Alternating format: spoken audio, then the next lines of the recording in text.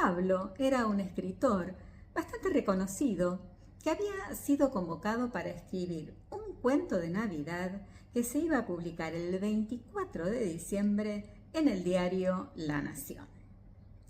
Después de aceptar, Pablo se arrepintió. Un cuento de Navidad, pensó. ¿Pero qué se espera de los cuentos de Navidad? Sensiblerías, cuentos de hadas para adultos, pero no era su estilo, y menos por encargo. Pero bueno, ya se había comprometido. Así que salió a tomar aire fresco a ver si se le ocurría alguna idea. Fue a comprar tabaco, al kiosco donde iba siempre, sobre la avenida Corrientes, a metros de Callao. Como siempre, lo atendió el encargado del lugar, Augusto. Augusto era un hombre pícaro, siempre con alguna broma sobre fútbol, sobre política.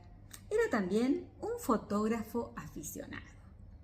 Él se consideraba un artista y como tal lo trataba a Pablo no como a un cliente más, sino como a un colega, como a un aliado. Y ese día había llevado su producción fotográfica para mostrársela. Así que sacó de abajo del mostrador 12 álbumes de fotos, negros, todos iguales. En los últimos 12 años, Augusto se había parado en la esquina de Corrientes y Callao todos los días a la misma hora, a las 7 de la mañana, y había sacado una única foto a color desde la misma toma. El proyecto tenía ya más de 4.000 imágenes. Cuando Pablo vio esas fotografías, una igual a la otra, quedó atónito. No supo qué pensar. Más despacio, para entender, tenés que pasarlas más despacio. Tenía razón. Cuando Pablo empezó a mirar con más detenimiento y tranquilidad, pudo observar diferencias entre las imágenes, pudo captar la diferencia en los matices de las luces según la época del año, las diferencias en el ritmo del tránsito según los días de semana o los fines de semana, las diferencias en los cambios del clima, y con más detalle aún, pudo identificar también a los transeúntes que pasaban todos los días por la misma esquina a la misma hora, camino a su trabajo. Lo que Augusto había querido retratar era, ni más ni menos, que el paso del tiempo. Se quedaron entre los dos conversando sobre esa idea y entonces Pablo sintió la confianza de comentarle a Augusto que estaba un poco preocupado porque tenía que escribir un cuento sobre la Navidad y la verdad no se le ocurría ninguna idea. ¿Un cuento sobre Navidad?, le dijo Augusto. Yo tengo la mejor de las historias y encima es una historia verdadera. Si me invitas a cenar, te la regalo. Obviamente Pablo lo invitó a cenar, fueron a comer una pizza ahí en una de las pizzerías de la calle Corrientes. Y en una mesa muy ruidosa, Augusto le hizo este relato. Le contó que hacía aproximadamente 12 años había entrado un día al local un raterito, un muchachito que se llevó unos libros y unas cajas de cigarrillos. Salió corriendo, Augusto lo corrió, pero no lo pudo alcanzar. En la corrida al muchacho se le cae la billetera. Augusto la levanta, no había dinero, solo estaba el registro de conducir, con los datos del muchacho. Roberto Galván se llamaba.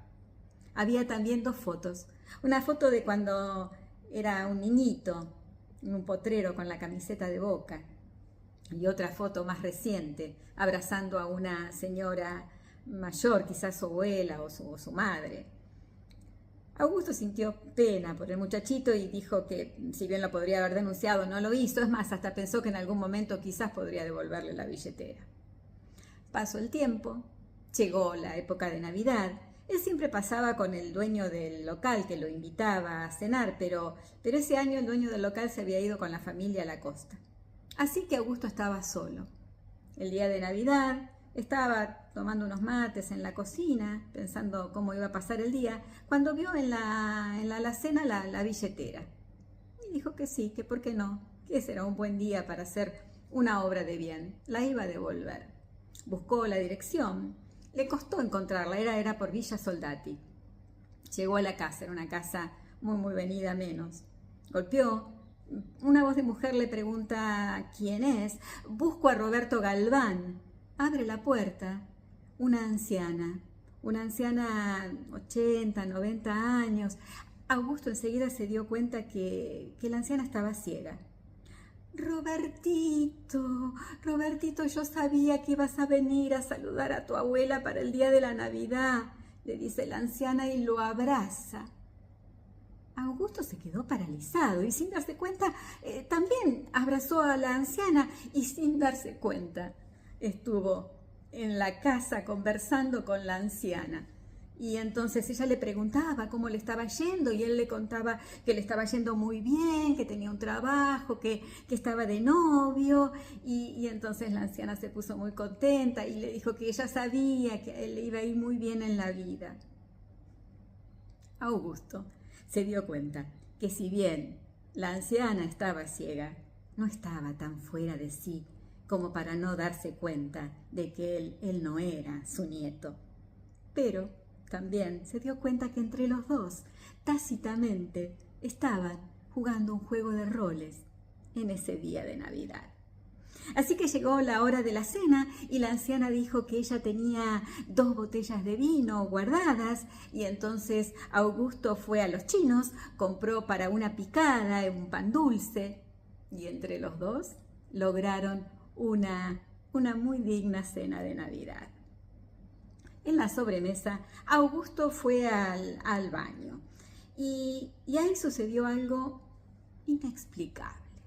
En el baño vio en la pared, al lado de la ducha, 6, 7 cajas de cámaras de foto de muy buena calidad, apiladas sin uso. Enseguida se dio cuenta que eso era obra de algún robo de Robertito Galván, el nieto.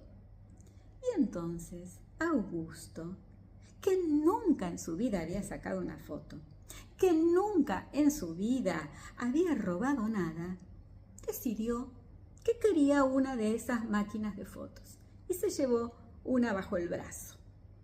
Cuando llegó al comedor, la anciana ya se había quedado dormida en la mecedora. Él ordenó un poco los platos y se fue.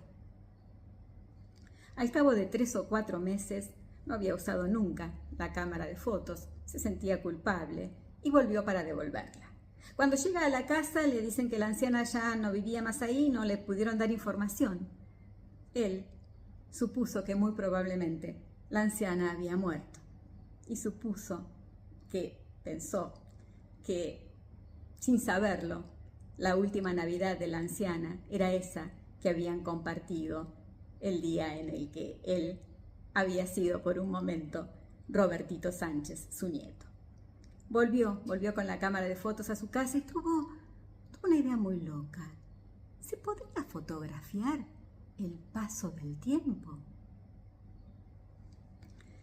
Después de escuchar todo este relato y de ver esa sonrisa un poco sobradora con la que Augusto lo miraba, Pablo dudó de que si esa historia había sido realmente verdadera.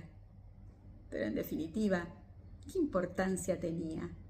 Basta únicamente con que una sola persona crea en una historia para que esta sea una historia verdadera.